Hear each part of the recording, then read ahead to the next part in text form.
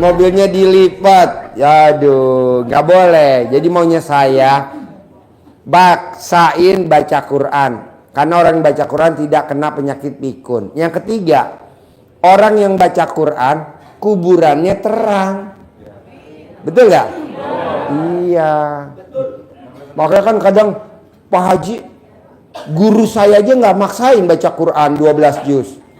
Ya itu kan guru bapak. Kalau saya bukan gurunya. Saya kan SD Impres. Nah terakhir, bapak dan ibu lihat sejarahnya Abdurrahman bin Auf. Dia itu tangannya bukan tangan besi, tapi tangannya tangan emas. Apa yang dia pegang jadi. Apa yang dia pegang jadi. Apa yang dia pegang jadi. Tapi kalau bapak dan ibu tangan besi, sekali pegang, bapak dan ibu baru megang, langsung nggak jalan. Istilahnya kalau proyek apa namanya? Mangkrak. Megang proyek ini mangkrak. Pegang proyek ini mangkrak. Ada gak begitu? Ada. Siapa Pak Haji? Yang gak usah disebutin, takut. Jadi maksud saya, bapak dan ibu jadi pemimpin di rumah tangga harus bertangan emas seperti Abdurrahman bin Auf. Jadi megang sesuatu jadi emas, megang sesuatu jadi emas. Contohnya siapa? Abdurrahman bin Auf. Dia beli kurma busuk, dijual jadi berlipat-lipat uangnya. Masuk ke pasar, dia keluar dapat untung. Padahal dia masuk ke dalam tidak bawa apa-apa. Abdurrahman bin Auf hanya masuk aja ke dalam. Cuman dia tunjukin mana pasar itu. Ya dia masuk ke pasar, pulang dia udah bawa untung, udah bawa laba. Terima kasih. Saya mau tanya ke Mbak Nadia, Mbak. Mbak Nadia. Iya. Saya Iwan Prasetyo dari Bekasi. Mbak Nadia mau tanya, berapa lama Mbak waktu Mbak melakukan itu hingga bisa cair sampai 6T itu? Iya. Ya. Oh, 1T. Sorry. 1T. Ya. Itu aja Mbak Nadia. Terima kasih. Iya. Ini yang sering banget ditanyain, berapa lama Mbak? Soalnya sebenarnya nggak boleh ya. Cuman gini, ini kan saya cuma kasih tahu kemarin saya lakukan itu yang 1T saya mulai di bulan Januari, bulan Oktober tercapai. Jadi berapa lama tuh Pak? 10 bulan. 10 bulan itu sama saya lakukan untuk kartu kreditnya. Kan itu ada 3 model kartu kredit. Kartu kreditnya 17 kan, terus belum, pinjolnya belum. Jadi baru kartu kredit di waktu yang sama itu target 1 triliun. Di waktu yang sama juga saya yang dapat haji gratis itu. Iya, jadi barengan sehingga saya fokusin satu untuk melakukan bertindak aja. Nah, bertindak itu mulai dari kartu kredit itu 8 bulan selesai. Transaksi 1 triliun itu kan bertahap sampai dengan saya close itu di bulan Oktober tuh close sudah sampai ditahan itu bisa bertahan sampai kan ada deposito, ada yang di ini ya Pak, karena saya di bank ya, jadi ada di di hold tabungan dan lain-lain kayak gitu, itu sampai dengan Maret.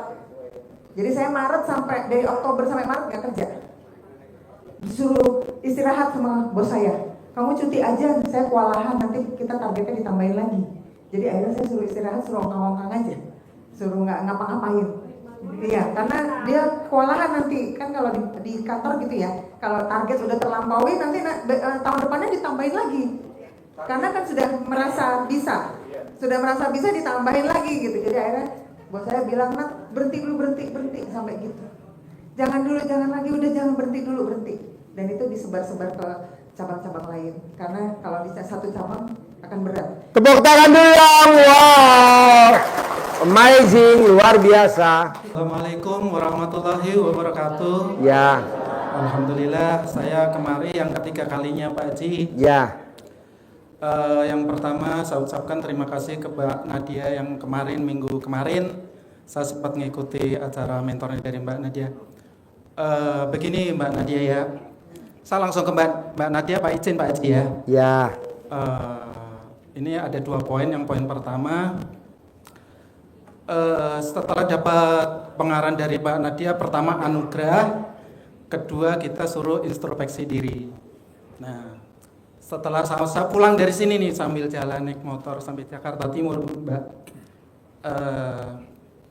kan itu sebelumnya saya praktekkan 18 yang sholat taubat itu dari Pak Haji, Ya. diperintahkan Pak Haji. Saya habis sholat maghrib sama 50 kali jam 12 malam. Pertanyaannya apa? Pertanyaannya, yang pertama gini Pak Haji, yang poin pertama, tanah saya laku yang di daerah, laku terjual, kemarin sudah dikasih DP. Meraktek ilmu RDI apa tanahnya bisa laku Saya terjual? sholat taubat 18 kali dari maghrib sampai isya. Apalagi? Terus yang keduanya, saya sholat yang 10 kali, yang di itu poin-poin utama yang 5 itu kali 10. Apalagi? Nah yang terakhir, setelah pulang dari sini itu saya mikir kekurangan saya apa ya dari 18 itu ya. Kurang ajar. Masih ada Kurang kurang itu saya ternyata Pak apa? Haji. Ya, nggak boleh Pak. Bapak nggak boleh nanya Gini, kurang saya maksudnya apa. gini Pak Haji. Bapak tuh nggak kurang, cuman satu kurang ajar. Dari 18 itu Pak Haji, kok kurang, maksudnya gini, bikin takjub Allah apa ya? Ini ternyata saya tambah 3 itu Bu Nadia. Dari ini pengarahan dari Bu Nadia itu yang pertama, saya kadang masih ceroboh bicara seperti itu Bu Nadia. Yang pertama, yang keduanya mungkin dulu pernah apa zina kan banyak nih, zina mata dan Itu wajib Pak, Itu kita terutama sholat. zina sama ayam kalkun. Nah itu yang ketiga namanya ada maksiat, kita datang ke tempat Maksiat itu wajib Pak. Nah akhirnya kita tambah sholatnya itu Pak Haji dari 18 jadi 21 seperti itu. Nah kita 21 dong di bioskop. akhirnya dalam waktu habis dari ketemu Mbak Nadia itu saya seminggu nggak sampai tuh Mbak Nadia. Yang pertama kita tanah terjual. Terus dari Selasanya, terus kemarin itu saya dapat ini job, dapat project ada 4 Pak Haji. Nilainya di atas 400 miliar. Seperti itu Pak Haji. Tinggal ini nunggu penandatangannya, mohon doanya nanti Pak Haji ya. Itu dahsyatnya maksiat sama berzina ya. Dahsyatnya kita sholat taubat itu Pak Haji, alhamdulillah. Iya, Wajangan taubat. Pak Haji. Nah pertanyaan saya nih khusus Mbak Nadia nih, izin Mbak Nadia ya. Sukses itu menurut Mbak Nadia apa sih yang berkenaan dengan RDAY saat ini? Itu. Nah itu menurut Jadi pertanyaannya apa?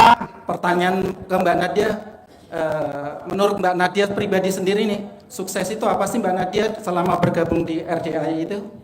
Seperti itu Pak. Paling cuma itu satu itu aja Pak. Mungkin bisa apa buat support kita semua lah. Seperti itu Mbak Nadia ya, mohon maaf ini agak gagap ini. Gak apa-apa, gagap emang orang kebanyakan zina gagap.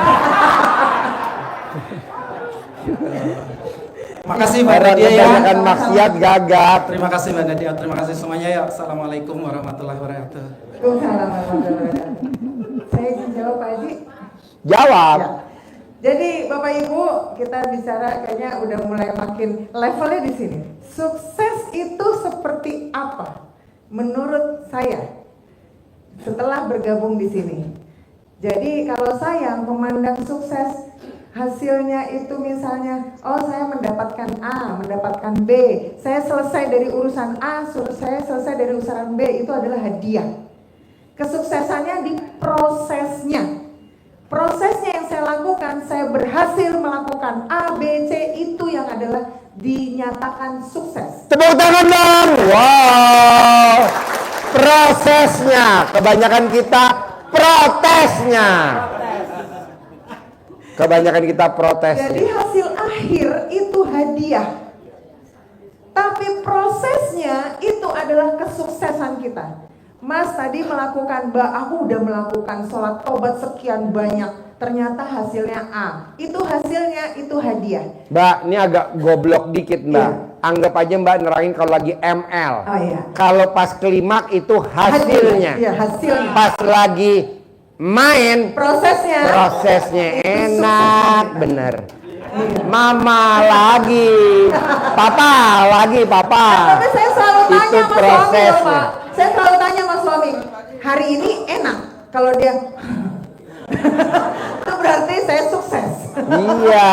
Karena prosesnya udah saya lakukan secara baik. Iya. Jadi di prosesnya. Kalau Prosesnya ketika kita bos. itu, Pas istri lagi, sukses. papa yang itu. Ah, itu prosesnya. Ini baru mudeng nih kalau begitu ya. Kalau nggak diterangin itu nggak mudeng. Jadi Bapak Ibu sekali lagi ya, prosesnya itu bisa kita lakukan, itu adalah suksesnya kita. Ya, perkara hasil akhir itu hadiah. Jadi prosesnya apa Pak? Bu, prosesnya apa? Kalau lagi ML kembut. Ya, itu proses. Itu proses. Dan berhasil bikin suami kita enak kan, berhasil. Pasti enak nih ntar akhirannya. Kita tanya. Embut. Oh, berarti prosesnya aku udah berhasil, sukses. Yang nggak ada pasangan jangan denger ya. Awas lo denger lo. Ini khusus yang ada pasangan aja. Bagaimana Pak, sudah terjawab? Apa semuanya sudah terjawab? Sudah, ya. Assalamualaikum warahmatullahi wabarakatuh. Ya, Pertanyaan ini diperuntukkan untuk Mbak Nadia. boleh. Jadi pertanyaan ini mungkin pertanyaan secara umum supaya untuk teman-teman semua termasuk saya supaya. Nama? Oh iya Pak, maaf. Nama saya Henry yang kemarin privat sore dari Bandung. Baik, untuk Mbak Nadia, pertanyaan saya adalah mudah-mudahan ini bisa mewakili semuanya untuk keistiqomahan kita semua. Baik, pertanyaan adalah, saya catat ya, Mbak, terima kasih sudah atas pencapaian dan ilmu yang diberikan kepada kita semua. Boleh ya kami sini belajar sedikit hasil dari perjuangan Mbak sampai hari ini. Pertanyaan adalah, mulai mempraktekkan ilmu RDAY, apakah ada momen-momen tertentu di mana Mbak Nadia mulai menyadari bahwa Allah sebenarnya sedang membukakan jalan, mempermudah langkah dengan cara yang tidak disangka, bahkan sebelum hasilnya terlihat. Oke. Dan sejauh mana Mbak Nadia menjaga adab batin seperti tidak mengeluh dalam 18 ini untuk menjaga larangan tersebut dalam ilmu RDAY, berperan dalam mempercepat datangnya pertolongan Allah. Yang kedua, seringkali pintu kemudahan datang bukan dari arah yang kita tidak kita duga. Dalam ilmu RDAY yang Bapak praktekkan, pertanyaannya, bagaimana cara mengenali kode-kode atau sinyal dari Allah bahwa itu adalah jalannya? Itu pertanyaan yang kedua. Karena kemarin saya privat sama Pak Haji, apakah ini jalannya? Jangan, itu bukan jalannya. Karena ada sesuatu yang saya konsultasi kemarin Ibu, itu bukan jalannya gitu. Itu sih pertanyaannya Mbak. Cukup ya. Assalamualaikum warahmatullahi wabarakatuh. Waalaikumsalam warahmatullahi wabarakatuh. Terima kasih Mas. Jadi yang pertama tadi adalah, tunggu, aku lupa tadi apa? Bagaimana? Gimana? Belum, bukannya tanda-tanda. Pertama, tanda-tanda ya, Mbak Nadia menyadari bahwa Allah sebenarnya sedang membukakan jalan. ya. Jadi yang pertama memang saya belum menyadarinya karena memang kan banyak banget ya. Nggak cuma satu lagi, ada lagi. Jadi kalau kita bilang udah jatuh ketimpa tangga, kan suka ada kayak gitu ya. Nah, pas lagi saya sadar itu memang saat saya menjalani apa yang disarankan Pak Haji. Satu, sholat waktu itu ya, belum sholat yang jam 00 ya, tapi memang Pak Haji bilang tahajud begitu. Ijab, baca Kanzul Arsi waktu itu ya, tapi kita beda-beda ya. Terus ada lagi saya harus yang itu tadi 18 ilmu kandang. Nah, itu yang saya jalani itu tanpa saya berpikir dulu. ini apakah memang benar ini jalanku yang tadi ya dibilang sama Mas tadi ya. Nah, sadarnya itu pas lagi saya fokus jalanin itu. Di tengah-tengah prosesnya itu saya akhirnya menyadari bahwa oh ternyata memang benar ya ada kayak gini ya. Aku tuh berarti harus gini ya. Nah itu dikondisikan sama Allah. Jadi dikondisikannya itu seperti apa?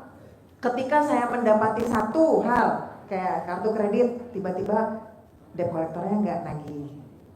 Terus ada lagi yang 1 triliun itu tiba-tiba orang nelpon. Terus ada lagi yang nggak pangkat saya nggak naik-naik. Ternyata ada jawaban-jawaban berikutnya saya ada pengumuman bahwa yang diundi adalah grade-nya yang itu. Berarti kalau saya naiknya grade-nya naik nggak dapat undian.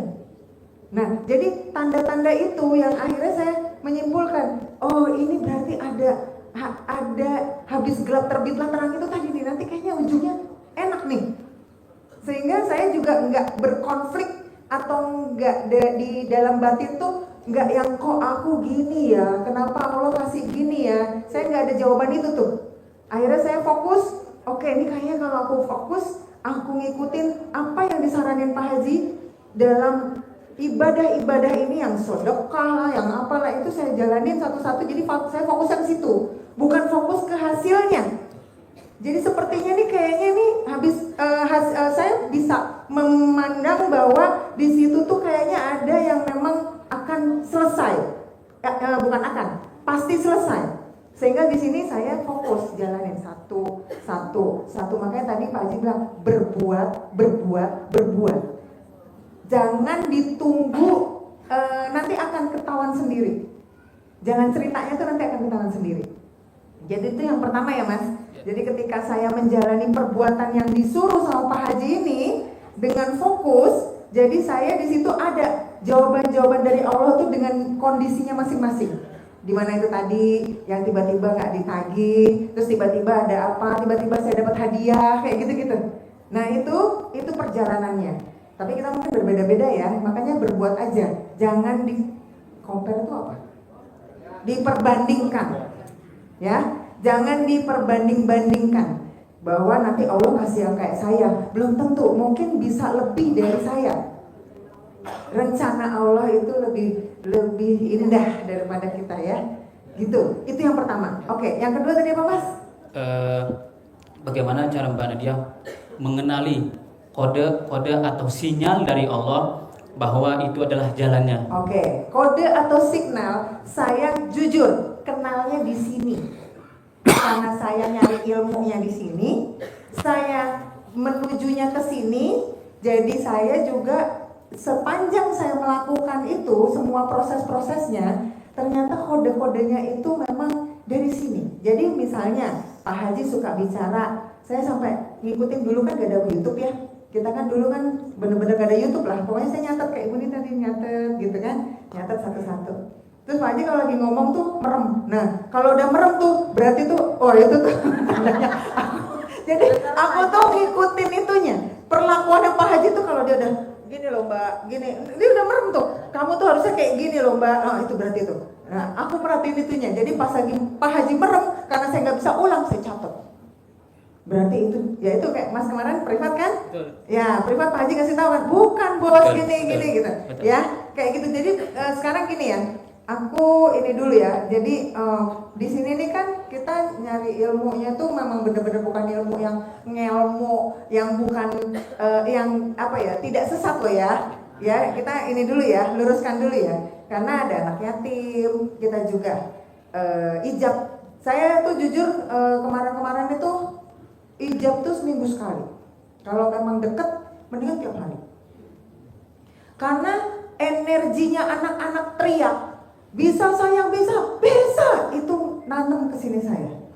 Ketika saya bilang nggak bisa di sini bilang bisa, di sini bilang bisa, di sini bilang nggak bisa, suara itu yang saya langsung masukin, suara anak-anak. Bisa, terkabul bisa, kan gitu ya. Itu yang saya tanam terus di memori saya. Ketika di sini saya berubah, gimana caranya ya? Itu yang saya langsung tanamin di memori saya. Bisa. Mereka suara-suaranya mereka ada di sini.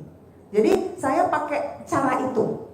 Saya pakai cara itu menanamkan di benak saya, menanamkan di dalam pikiran saya, di bawah alam sadar saya, suara-suara mereka saat mereka teriak.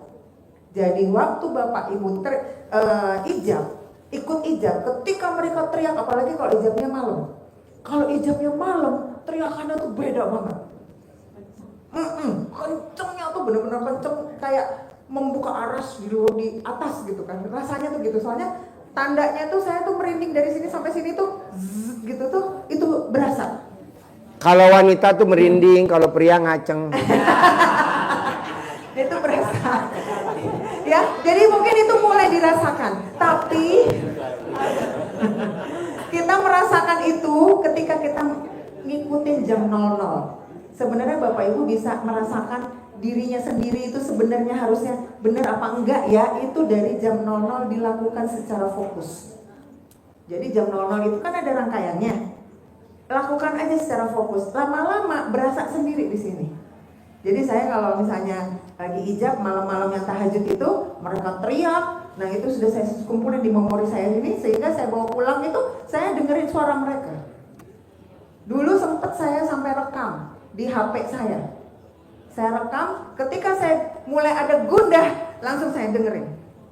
Terkabul bisa, doanya apa? Jangan kan, dia teriak gitu kan?